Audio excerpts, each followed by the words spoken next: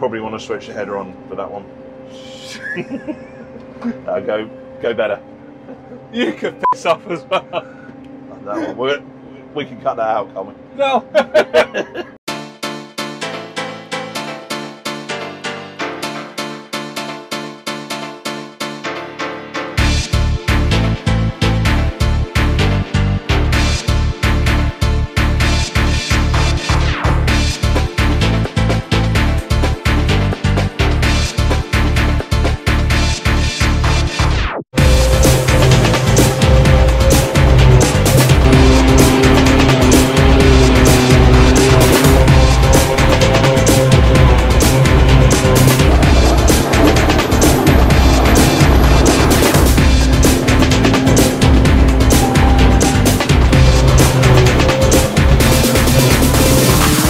Gentlemen, and welcome along to another review from us here at LandPowerTV. And as you may be able to tell already, it is the Fendt Katana. More specifically, it is the latest generation Fendt Katana. This model in particular is the 650, which replaced the 65. And I think, if I'm right in thinking, Dan, the 65 that was launched when?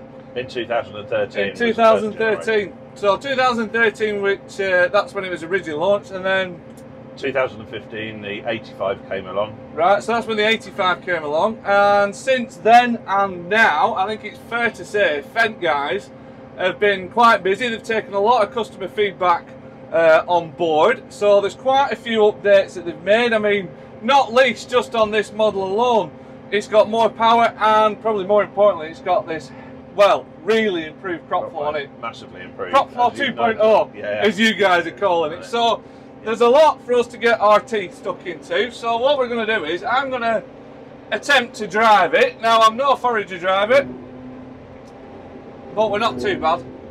I'll give myself that one. We're doing alright this morning, aren't we, Dan? We're getting some in the trailer, aren't we? That's it, we're getting some in the trailer. We're doing alright. So it's fair to say I'm in my happy place in the seat of a Self-Propelled Forager, so I'm going to try and fill a few trailers. And I've got my main man here, Mr. Dan Woodward from Fendt UK. He's going to be our guide today. He's going to talk us through a lot of these updates on the Katana. So all that to come. As ever, if you guys are watching this on one of our social media channels such as YouTube and Facebook, unfortunately for you guys, because I'm a tight git, the video will probably run out in a few minutes for you, but fear not, head on over to LandPowerTV.com for the full review video, where we've got all the videos in full. There's no adverts interrupting the party or anything like that. We've got the specs on there, you can make your playlist and all that kind of good stuff.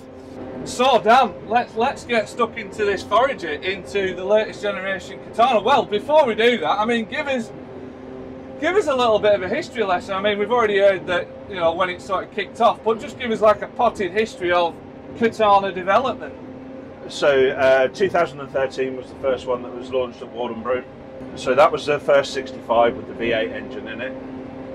Then we went on and launched in 2015 the 85, which is an 850 horsepower one. So that had the V12 in it? Yeah, with the V12. And they were both MTU engines at that point? MTUs, yeah. And then in 2016 the S4 was launched, right, which was a straight 6 engine. Which again was the BR15. I was just watching you on that trailer there, which was the it's good, isn't it? Yeah, which is the BR15, which is also the same engine that's in here. Right. But because they've altered the cooling on it, we've got another 25 horsepower in this machine, so it's a true 650. So it's this one now is stage 5.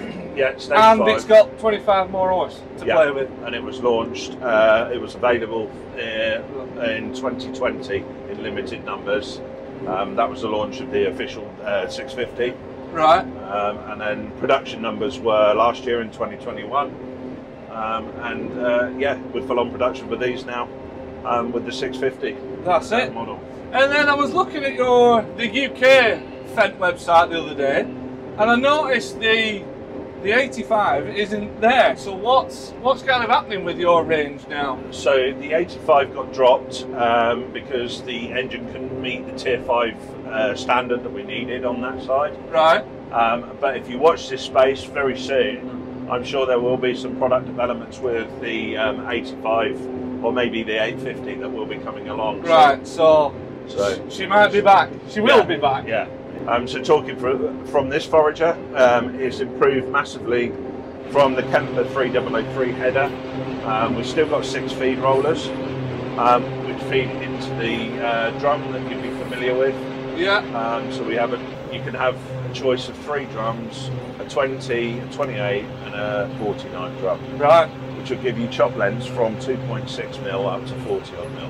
Right. So 42 mil it will give you if you go in for the 14 knife drum. Right, that's the one we've got in here. Yeah, which is what we have on this one at the moment. And it should also be noted, actually, me and Dan, we've also done a full walk round video of this forager. We literally, well, we took it to bits, didn't we? Yeah. So we took the header off, we took the feed roller housing out, and we had a proper, we dove right into the forager, didn't we? Yeah. Into the guts of it. So, yeah, sorry, carry on. So, yeah, moving back. So moving back, we've got the drum that you're familiar with. The drum housing is different, which is improved and it's bigger on that side. The pendulum frame, which you can see down there, that's different as well. It gives you now 14 degrees of movement on there, so it'll follow most ground. Right, so it's giving you a bit more play that way. On that side.